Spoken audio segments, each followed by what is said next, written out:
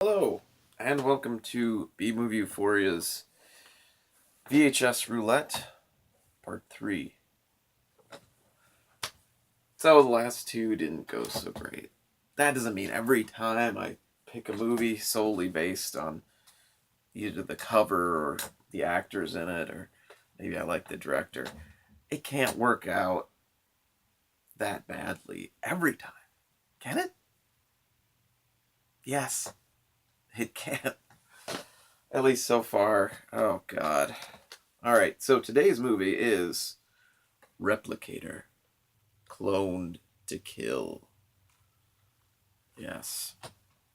Um, the first thing that I want to mention about this movie is this whole cover, except for maybe the squiggly lines at the top, the whole cover, not including the names of the actors, which those could be made up too, but uh, it's a lie. The whole thing is a lie! Um, Even though it's called Replicator, and it is very futuristic and everything, but there is no robot. Uh,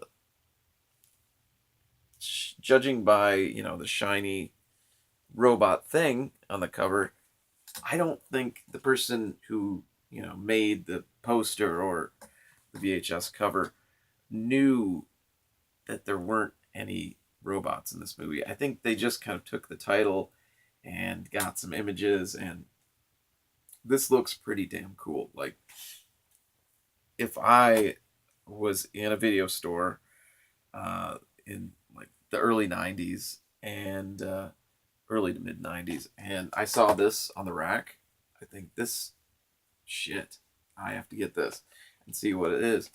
Um, but yeah, there are no robots at all. Um, and this guy, he never wears this outfit. Um, that never happens. The guy right there, that's Michael St. Gerard.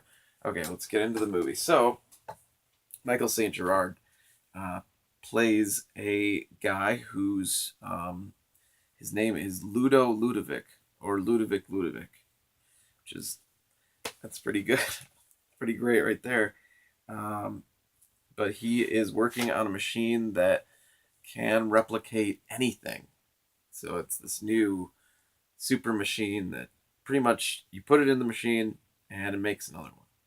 So that's great. I mean, it kind of cuts out the overhead for a lot of stuff. And I mean, if you have a piece of toast and you want another piece of toast and you don't want to use the toaster, um, you can have that. But I feel like the problems inherent in something like that is that um, is it going to taste the same if you replicate a replicant? I mean, if you replicate the piece of toast that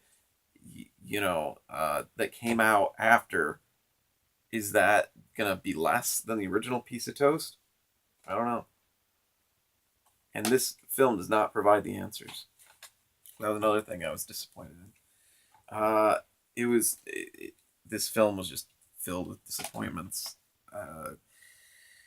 Number one, the actor in it, I was a little surprised and excited because the actor Michael St. Gerard, he was in one of my favorite movies, Hairspray, which is John Waters' great kind of civil rights dance movie. That, like, the one movie that actually made him super popular, and people forgot all about the chicken fucking, and or they didn't, they just kind of blocked it out. And he was in it. He played Ricky Lake, or Tracy Turnblad. He played her kind of love interest, the guy who, just really digs dancing with her and everything. And I thought he was really great in that because he played kind of a really blank faced uh, character, just like a nice kid, but kind of the typical nice, you know, young teenager. But in this, the script and the story kind of called for him to go a little outside that, and he is not capable of doing that. he actually looks a lot like a young Elvis, especially in this. He looked like young Elvis in Hairspray, and I'm pretty sure that's why John Waters picked him. And I'm pretty sure he's played Elvis like 20 times too. But that really, no, he kind of just, he has pretty much the same acting ability as Elvis, which is virtually none. So he's a replicator. Movie starts off and he's playing some sort of virtual reality game because virtual reality plays a big part in the distant future of 2014, and he's playing some virtual reality where he's flying a helicopter. And I know the movie was pretty low budget, but you'd think in the future, if you had virtual reality, you'd want to be, in some sort of like crazy future plane or hovercraft or something. But no, he just has this very long and drawn out um, helicopter race with another player. He's like, "I'm gonna get you," and so we have to watch that for like 15 minutes, maybe not that long, but it felt that long, and just watch the two helicopters kind of like. Really, the only fun thing about watching a helicopter is watching somebody dangle from it. Other than that, uh, either that or watching it blow up, because that is kind of cool. But watching two helicopters follow each other and then one eventually blowing up, I mean, it's just not that fun. A helicopter is just yay. Maybe I seem a little like jaded against helicopters. I'm sure other people might find them interesting. But anyway, so he gets out of his simulation and realizes that he's been playing against his ex-girlfriend, Bridget Bako, who you may remember, if you saw the last video, was also in Double Take. Oh. She's pretty much, she has no acting range either, so she's pretty much as good as she was in that movie. And she plays also a scientist that's also making a machine that makes more of things. So those two companies are kind of in a battle to get it out before the other. And her boss, who is this crazy asshole, um, and secretly he's like part of a kind of cyber terrorist group. He's really pushing her to get her replicator online as soon as possible so they can get it in production and everything. But what we don't know is that her boss really, the reason he really wants it to get into production and start moving is he wants to create a race of superhumans. Now, is he going to use himself or what? I mean, because you have to replicate something. He wants to create a race of superior human beings, but at the same time, you would have to find uh, one superior human being to create a race of them. So I don't know. I don't know. I don't really understand what his plan is. He's a really fucking creepy dude because half the movie he's putting on a virtual reality helmet and a virtual reality crotch cup and watching this woman, uh, what's her name? Miss Lisa Snow. And she's like apparently the biggest stripper in the world now because people either watch two channels. They watch the kind of court TV American Idol show where you can choose who lives and who dies on in the American judicial system, or you can watch Miss Lisa Snow. I don't know if she's in the back. No, it's just a big stupid picture of him. Or you can watch Miss Lisa Snow just walk around to sleazy music and take her clothes off. That's the other channel. So pick one, I guess.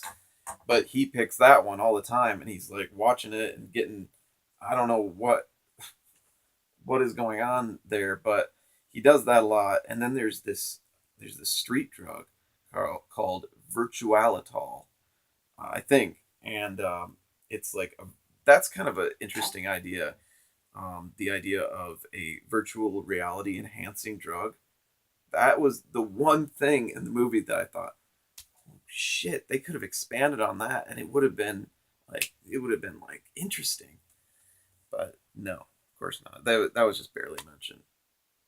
Anyway, he's pushing her to complete um, her replicator, and he sends some thugs over who are employed by the corrupt chief of police.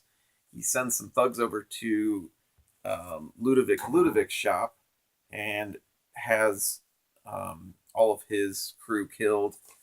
Um, Ludovic shows up a little bit later while the bad guys are still there and manages to like fight them off before they can kill him too.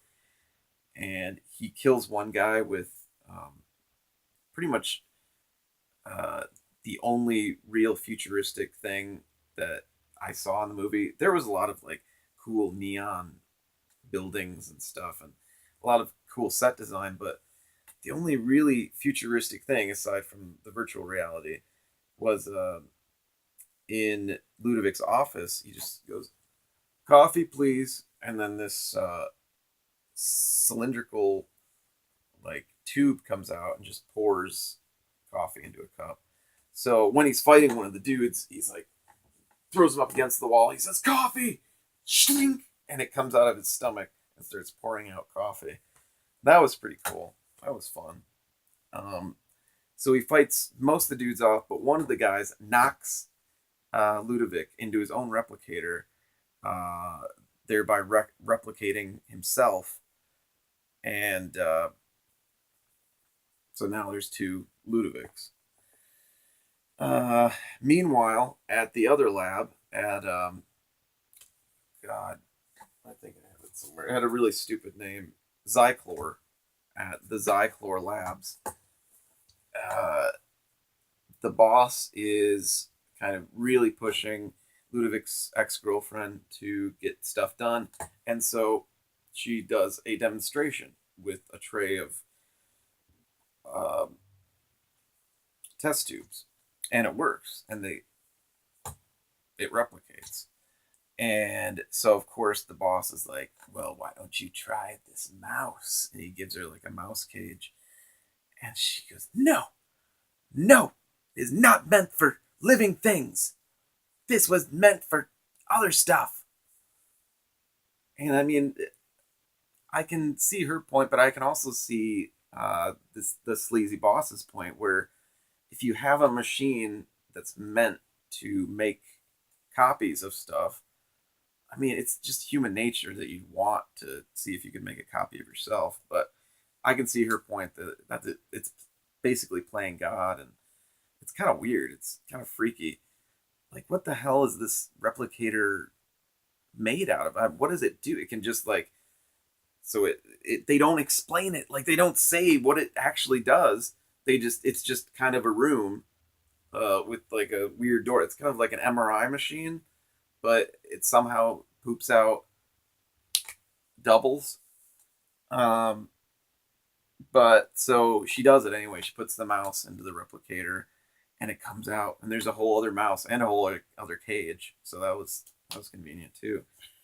And the boss is really happy. He's like, "Oh," and puts his hand in there, and then the little mouse like skitters up and bites him. He's like, "Oh, you fucker!" and throws it down on the ground, and the mouse um, dies, but not before it bleeds green goo and sizzles. Like when you're in a restaurant and somebody walks by with the plate that's sizzling, that's kind of what it does. Um, so she's like, "I told you we weren't supposed to do living things," and he's still totally into it. So he kind of gets rid of her. Not get he doesn't get rid of her. He just kind of fires her because she won't do it, and um he has one of Ludovic's ex assistants working on his thing, so he's still doing his thing. And so Ludovic gets knocked out over at his office by his double. His double, kills everybody he needs to and escapes.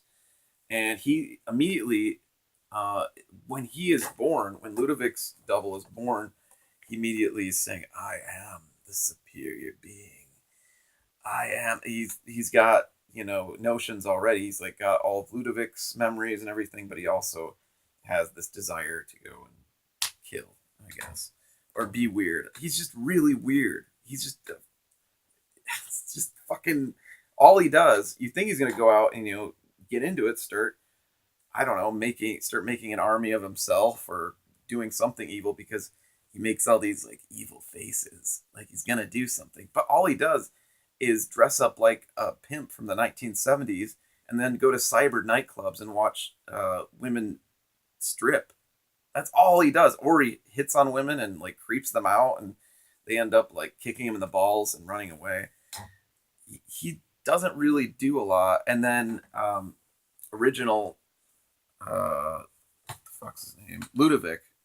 Uh, Ludo gets arrested for the murders of his team, and he's put in jail. So he's stuck in jail for a good majority of the movie, and then evil Ludovic's just out and being a piece of shit. And then they're trying to over at the lab, they're trying to perfect the thing without the girl, and then Ned Beatty, who's also in this movie, and is usually a really great actor, but this movie it just looked like he knew what kind of movie it was and didn't really try that hard. But he plays a detective and he sympathizes with Ludovic, ends up helping him break out of prison. So Ludovic, his ex-girlfriend, and her roommate, who kind of helps, but most of the time they're like, no, we don't want you to get involved, and it's probably a good thing because she probably just would have died. She's a secondary character; she would have died. So good, stay out of the thing. And so they all team up to fight back, and there's like as usual in these kind of shitty movies, there's a huge shootout in the end where evil Ludovic kind of double crosses the creepy shitbag boss and puts him in his virtual reality machine and puts it on a loop. So he's constantly seeing himself get buried alive while evil Ludovic stands over him and is like, ha ha ha ha! And they just keep showing that scene over and over again. It's really, really ridiculous. Like, the guy is in the grave and he's like covered in dirt. He's like, no! And then there's a big shootout between.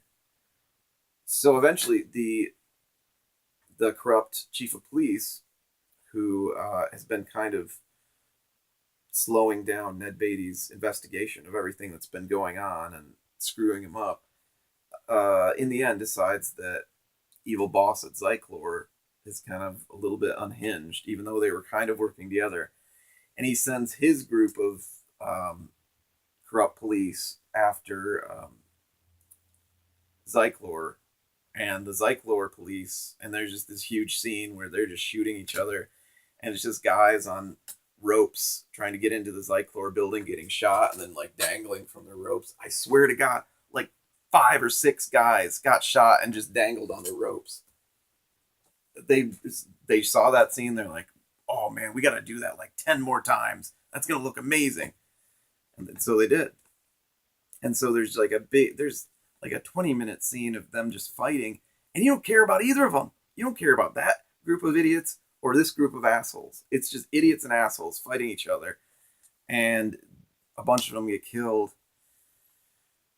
And then in the end, evil Ludovic steals a helicopter, like a real helicopter, and good Ludovic steals another helicopter, and then there's another fucking long helicopter chase fight scene where they're going after each other in the desert, and then you just see them in the cockpit, and evil Ludovic's going nuts because he's kind of breaking down like the mouse, and he's like, ah! And his face is getting all weird and bubbly like the end of Lost Highway, and then somehow good Ludovic shoots him with a gun that's apparently it's on the helicopter. I didn't see it. I didn't see any gun on either of their helicopters, but Ludovic like presses a button, and then there goes the other helicopter. So call back to the original helicopter flight. Great. So all in all, it was pretty tedious, and it had some kind of fun elements to it. The whole 2014 world, which is kind of like a neon noir kind of thing, and they're trying to say that this is a cyberpunk movie, and that the two lead characters, Bridget Bako and Michael St. Gerard, that they're cyberpunks, but they're not. Neither of them are. There's like one cyberpunk in the movie, and it's a dude with the Liberty spikes, and he's got like a leather jacket that's got some like neon stitched into it. That's a real cyberpunk. But those guys are not. They had some really good set design, and some of the cinematography was pretty good, and the idea of the court channel was pretty cool. If they had just gotten more into like the world that it inhabited, and more of the idea behind what they were trying to replicate, and what would happen if you had the power to replicate things as much as you want. I mean, we already, like in Philip K. Dick's books, he would talk a lot about Kipple, like in Blade Runner, which this film is definitely trying to replicate. He talked about Kipple, which is just stuff, and he talked about how eventually you have so much stuff that it just kind of takes over, and it just builds up, and it's kind of like modern day hoarding or whatever. And I feel like if we had the ability of to replicate, we would just have more and more Kipple everywhere, just